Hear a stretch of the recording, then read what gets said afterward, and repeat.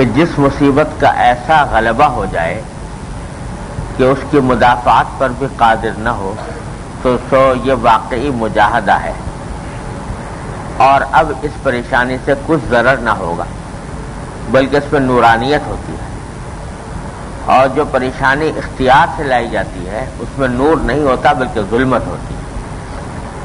جیسے کسی کا بچہ بیمار ہے اور وہ اس کا علاج نہیں کرتا، اس میں پریشان ہے تو اس میں نور نہ ہوگا، اور ایک صورت یہ ہے کہ بچہ بیمار تھا، اس کا علاج کیا گیا، علاج کے بعد وہ مر گیا تو اس سے پریشانی نہ ہوگی۔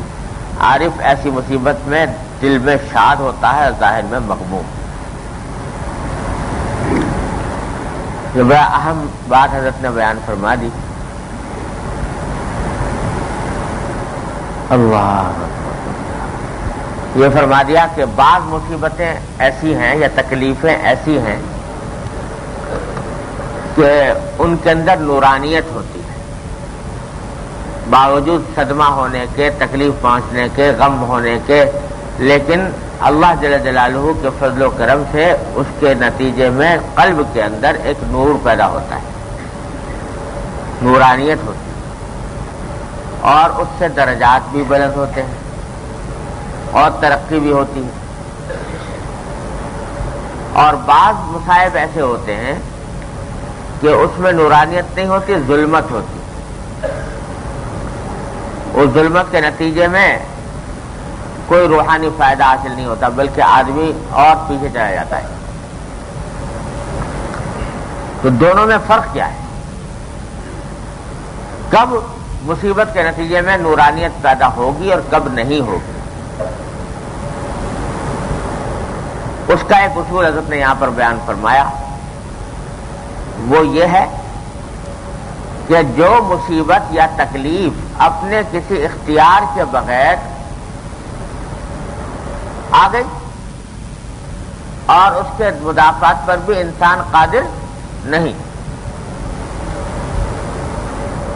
تو اس میں تو ہے، اگر جب اس پر صبر کرے گا، اس پر اللہ تعالیٰ کی فیصلے پر راضی رہے گا، راضی بالقضاء ہوگا تو نورانیت ہوگی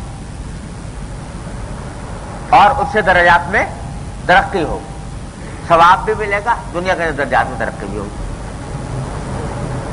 سمجھے نا؟ اور ایک مصیبت وہ ہے کہ جو آدمی اپنے اختیار سے لے کے آیا خود ہی، اس کو دفع کرنا اختیار میں تھا لیکن کیا نہیں دفع، بیٹھا رہا ہاتھ پہ ہاتھ رکھے، مدافعت نہیں۔ تو یہ جو مصیبت آئی اس میں فرمایا کہ اس میں نورانیت نہیں ہے، اس میں ظلمت ہے۔ مثال حضرت نے یہ دی کہ ایک شخص کا بچہ بیمار ہو گیا،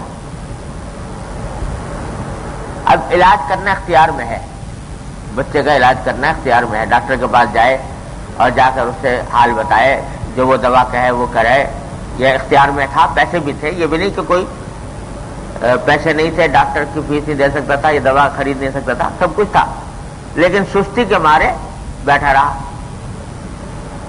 علاج نہیں کیا۔ اب علاج نہ کرنے کے نتیجے میں اگر بچے کا مرض بڑھ گیا یا خدا نہ کرے وہ مر ہی گیا، تو یہ جو آیا صدمہ، اس کا سبب اپنے اختیار میں تھا، ایک طرح سے اپنے ہاتھوں لے کر آیا وہ یہ صدمہ۔ اس میں کہتے ہیں کہ نورانیت نہیں ہوگی، اس میں ظلمت ہوگی، کیونکہ یہ جو معمور بھی ہے، یہ بھی ایک معمور بھی ہے کہ اسباب کو اختیار کرو، مشروع اسباب کو، جائز اسباب کو اختیار کرو، یہ بھی اللہ تبارک و تعالیٰ کو پسند ہے یہ بات کہ بندہ جو ہے وہ اسباب کو اختیار، یا دنیا عالم اسباب بنائی اللہ تعالیٰ نے، تو اس واسطے اسباب کو بالکل ترک کرنا یہ کوئی بزرگی کی بات نہیں، اسباب کو اختیار کرنا اور پھر اللہ پر بھروسہ کرنا، یہ ہے بزرگی کی بات۔ تو اس واسطے یہ جو اس نے علاج نہیں کیا، ہاتھ پہ ہاتھ رکھ کے بیٹھا رہا، تو یہ کیا ہوا؟ یہ اللہ میاں کو پسند نہ آئی، یہ بات اللہ تبارک و تعالیٰ کو پسند نہ آئی، کیونکہ پسند نہ آئی، لہٰذا اس مصیبت کے اوپر یا اس تکلیف کے اوپر جو نورانیت حاصل ہوتی جو درجات میں ترقی ہوتی وہ نہیں ہوگی، ظلمت ہوگی، کیونکہ اپنے اختیار سے لے کے آیا۔ یہ بڑا اہم اصول ہے بیان۔ اسی طرح جس مصیبت کو آئی تکلیف وہ غیر اختیاری، لیکن اس کو دفع کرنا اختیار میں تھا اور نہیں کیا، تو اس مصیبت میں بھی ظلمت ہوگی، نورانیت نہیں ہوگی۔ ایک شخص حملہ آور ہو گیا آپ کے اوپر اور ڈاکہ ڈالنے لگا یا آپ کو جسمانی تکلیف پہنچانے لگا،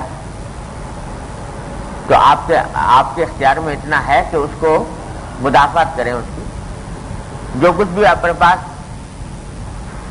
اسباب ہیں اس کو استعمال کر کے اس کا دفاع کریں، اپنا دفاع کریں، مدافعت کریں، لیکن آپ نے نہیں کی مدافعت اور خاموش ہو کے بیٹھ گئے۔ اس سے جو تکلیف آئے گی، اس سے جو صدمہ آئے گا وہ اختیاری ہے، تو اس میں حضرت فرماتے ہیں کہ ظلمت ہوگی، فائدہ نہیں ہوگا۔ تو بات کیا ہوئی؟ بات یہ ہوئی کہ جب کوئی تکلیف آنے لگے، صدمہ پیش آنے لگے، کوئی مصیبت آنے لگے، تو حتی الامکان انسان کوشش کرے اس کو دفع کرنے کی۔ یہ نہ سوچے کہ مصیبت کے اوپر تو بڑے فوائد ہیں، جو میں نے کل بیان کیے تھے، پرسوں بیان کیے تھے، تکلیفوں کے اوپر تو بڑے ثواب ملتے ہیں، لہذا آنے دو یہ تکلیف۔ نہ، جب آنے لگے کوئی تکلیف یا مصیبت تو اس کا مداوع کرے، اس کی مدافعت کرے اور ہاتھ پہ ہاتھ رکھے نہ بیٹھے، جتنے اسباب ہیں وہ ان کو اختیار کرے، ان کو دفع کرنے۔ جب آ گئی، باوجود اسباب اختیار کرنے کے پوری کوشش کی تھی، علاج کیا تھا، اپنے اسباب اختیار کیے تھے کہ یہ مصیبت نہ آئے، لیکن پھر آ گئی، پھر بے شک اس پر جو صبر کرو گے تو اس پر انشاءاللہ تعالی اجر و ثواب مرتب ہوگا۔ لیکن یہ کہ کوشش ہی نہ کرو اس کو دفع کرنے کی، بلکہ خیر مقدم کرو اس کا کہ آتی ہے تو آئے، تو یہ دو لحاظ سے خطرناک بات ہے۔ ایک اس لحاظ سے خطرناک ہے، ذرا سمجھ لو، ایک اس لحاظ سے خطرناک ہے کہ اللہ تعالیٰ نے اسباب اختیار کرنے کا حکم دیا، تم نے نہیں کیے، یہ اللہ تعالیٰ کو پسند نہیں ہے بات۔ دوسرے اس لحاظ سے خطرناک ہے کہ اس میں بہادری کا دعویٰ ہے اللہ تعالیٰ کے سامنے کہ ہم تو بڑے بہادر ہیں۔ یہ بہادری کا دعویٰ اللہ تبارک و تعالیٰ کے سامنے، یہ بڑا خطرناک ہے۔ اللہ تعالیٰ محفوظ رکھے اور مسلمان کو۔ ارے وہاں تو شکستگی چاہیے، درماندگی چاہیے، اپنی کمزوری کا اظہار چاہیے، یا اللہ میں کمزور ہوں، میرے بس کا نہیں ہے، میں تحمل نہیں کر سکتا اس کا، نہ یہ کہ یہ کہے کہ میں بڑا بہادر ہوں، آ جائے جیسی مصیبت آ جائے۔ الیاذ باللہ۔ میں نے اپنے والد ماجد قدس اللہ تعالیٰ صدرہ سے سنا کہ ایک بزرگ تھے، انہوں نے ایک مرتبہ کسی وقت غلبہ حال میں آ کر، یہ پتہ نہیں کس حالت میں، اللہ تعالیٰ کا ذکر کرتے تھے، اللہ تعالیٰ کا ہر وقت دھیان رہتا تھا اور اللہ تعالیٰ کی عبادت میں ایک کیف محسوس ہوتا تھا، تو کہہ گئے یہ جملہ زبان سے یہ نکل گیا کہ وَلَيْسَ لِي فِي سِوَاكَ حَظٌّ فَكَيْفَ مَا شِئْتَ فَاخْتَبِرْنِي۔ یہ دعویٰ کر گئے کہ اللہ آپ کے سوا کسی چیز میں مجھے حظ نہیں، وضع نہیں، تو جس طرح چاہے مجھے آپ آزما کے دیکھ لیجیے۔ الیاذ باللہ۔ اللہ تعالیٰ کو یہ دعوت دے دی۔ تو فرماتے ہیں کہ یہ جو کہا تو اللہ بچائے پیشاب بند ہو گیا۔ اب مسانہ پیشاب سے بھرا ہوا ہے، تکلیف ہو رہی ہے، لیکن پیشاب نہیں ہوتا۔ جب کافی سب کچھ علاج کر لیے، دوا کر لی، جارو کر لی، جو کچھ تھا سب کچھ کر لیا، نہیں ہوتا، تو تنبہ ہوا کہ کیسے میں نے غلط بات کہہ دی۔ اللہ تعالیٰ کو یہ دعوت دینا کہ اللہ مجھے آزما لیجیے آپ جس طرح چاہیں. تو میں نے کتنی غلط بات کہہ دی تھی. تو تنبہ ہوا اور اپنی غلطی پر تائب ہوئے. لیکن اللہ تعالیٰ اپنے بندوں کا خاص طور سے جو ان کے مقرب بندے ہوتے ہیں تو ان کی پکڑ بھی سخت ہوتی ہے.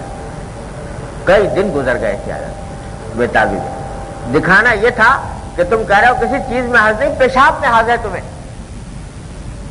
پیشاب پخانے میں حاضر ہے، اور یہ دعویٰ کہ میں کسی چیز کا میں حاضر نہیں اور اس کا چاہیے دعویٰ جھوٹا ہے. بعد میں بچوں سے دعائیں کرائی. بچے جو مکتب کے بچے تھے قرآن شریف پڑھنے والے، کہ بچوں خدا کے لیے اپنے یہ لفظ کہتے تھے کہ ادعو لعمکم الکذاب، اپنے جھوٹے چچا کے واسطے دعا کرو کہ اللہ تعالیٰ اس مصیبت سے نکال دے. تو جھوٹا دعویٰ کر دیا. تو یہ کہ مصیبت آ رہی ہے دفع نہیں کرتے. دفع کرنے کے جو مشروع ذرائع ہیں وہ استعمال نہیں کرتے. تو یہ ایک طرح سے دعویٰ ہے کا بہادری کا کہ ہم بڑے بہادر ہیں. اللہ تبارک و تعالیٰ کی طرف سے جو بھی آئے گی مصیبت بڑے خندہ پیشانی سے برداشت کریں گے. الیاذ باللہ. کبھی یہ بہادری نہ دکھاؤ اللہ تبارک و تعالیٰ کے سامنے. وہاں تو کمزوری چاہیے، وہاں تو شکستگی چاہیے، وہاں تو یہ کہنا چاہیے کہ اللہ ہمارے بس کا نہیں ہے. ربنا لا تحملنا ما لا طاقت لنا بہ. یہ ہے یا اللہ ہمارے اوپر نہ ڈالیے گا بوجھ، ہمارے اندر طاقت نہیں، ہم کمزور ہیں. اللہم انی ضعیف فقوی فی رضاک ضعفی. نبی کریم صلی اللہ علیہ وسلم یہ دعا مانگتے ہیں. اللہ میں تو کمزور ہوں. کون مانگ رہا ہے دعا؟ جس سے زیادہ طاقتور کوئی ہو نہیں سکتا. نبی کریم صلی اللہ علیہ وسلم وہ یہ دعا مانگ رہے ہیں اللہم انی ضعیف فقوی فی رضاک ضعفی. اے اللہ میں کمزور ہوں تو مجھے میرے اپنے رضا کے کاموں میں میرے ذوق کی تقویت پیدا فرمائے. وہاں یہ مانگ رہے ہیں اللہ. اور یہ دعا مانگ رہے ہیں کہ اللہ میری کمزوری کو قوت سے تبدیل فرما دی. یہ دعا مانگ. تو اپنی کمزوری کا اظہار اللہ تبارک و تعالیٰ. اللہ اللہم لا تسلط علینا من لا یرحمنا. اے اللہ ہمارے اوپر مسلط نہ کیجیے ایسے دشمن کو کہ جو ہم پر رحم نہ کرے. یہ مانگ رہے ہیں کہ اللہ یہ دعویٰ نہیں کر رہے کہ بھائی ہم کیسے دشمن آ جائے ہم مقابلہ کرنے کو تیار ہیں. نہیں، یہ کہ اللہ نہ بھیج، مسلط نہ فرمائے. سمجھے نا؟ اسی لیے فرمایا لا تتمنوا لقاء العدو واسألوا اللہ العافیہ. دشمن سے مقابلے کی تمنا نہ کرو، اللہ سے عافیت مانگو. ہاں فإذا لقیتم فاثبتوا. جب مقابلہ ہو جائے تو ثابت قدمی کا مظاہرہ کرو. پہلے سے تمنا نہ کرو، مانگو نہیں، اور اللہ تعالیٰ سے عافیت مانگو. تو بلکہ اگر آ رہی ہو تو دفع کرنے کی کوشش کرو. جو مشروع طریقے ہیں ان کو دفع کرنے کی کوشش